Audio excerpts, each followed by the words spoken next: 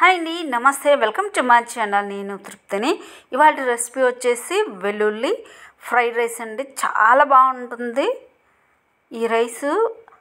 Lunch బాక్స్లో కానీ లేదా మార్నింగ్ టిఫిన్ కానీ మీరు ఎప్పుడైనా చేసుకోవచ్చు. అంత రుచిగా ఉంటుంది. ఒక్కసారి ఈ రెసిపీ చేసి చూడండి. ఈ రెసిపీ ఎలా చేయాలంటే, ముందుగా స్టవ్ వెలిగించుకొని ఒక కడాయి పెట్టుకొని అందులో ఆయిల్ వేసుకోవాలి. ఆయిల్ 2 స్పూన్లు వేసాను నేను.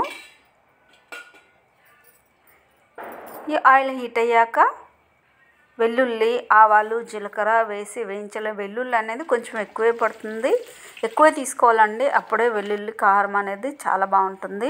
ఇప్పుడు ఇందులో కొద్దిగా కరివేపాకు, అలాగే ఎండుమిర్చి, పెసలండి, మొలకలు ఎత్తిన పెసలు వేసాను నేను. చాలా బాగుంటుంది పెసలు ఎత్తి చేసుకుంటేను. నా స్టైల్లో నేను చేస్తున్నాను. ఈ కొంచెం వేగాక కారం, 1 స్పూన్ కారం, 1/2 టీ స్పూన్ పసుపు, అలాగే 1 స్పూను ఉప్పు, కొద్దిగా ఇంగువ వేసుకోవాలి. ఇంగువ వేసుకుంటే చాలా రుచి వస్తుంది కర్రీకి.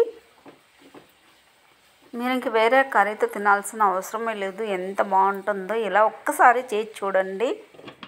ఇప్పుడు మూత పెట్టి 2 నిమిషాలు మగ్గనివ్వాలి.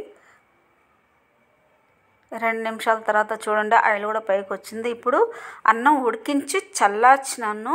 వేడివేడిగా వేస్తే ముద్దలాగా అవుతుంది కాబట్టి కొంచెం చల్లార్చాలి. పొడి పొడిగా ఉండాలి. ఇలాగా ఈ రైస్ వేసి నేను ఒకరికి సరిపడా రైస్ వేసాను.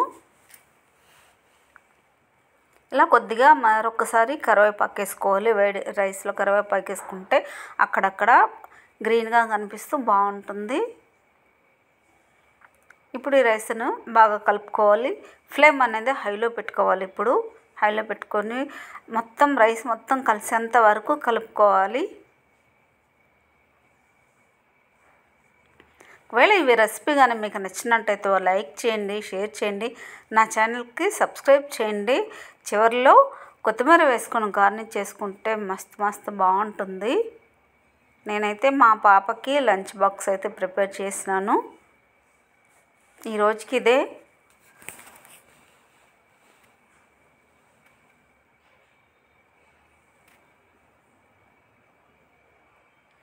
డైలీ ఒకే రకం ఏం చేసుకుంటామండి. మార్నింగ్ ఇడ్లీయో ఉప్మానో ఇలా చేసుకుంటాం కదా, ఒకసారి ఇలా కూడా చేసి చూడండి, చాలా బాగుంటుంది. అలాగే బాక్స్లోకి స్వీట్స్ కూడా పెట్టాను. స్వీట్స్ అంటే రవ్వ కేసరి బర్ఫీ అండి. చూసారా ఎంత బాగా కనిపిస్తుందో. ఈ రవ్వ కేసరి బర్ఫీ రెసిపీ కూడా నేను తొందరలోనే పోస్ట్ చేస్తాను. నచ్చితే మాత్రం ఒక లైక్ మాత్రం చేయండి ప్లీజ్, తప్పకుండా.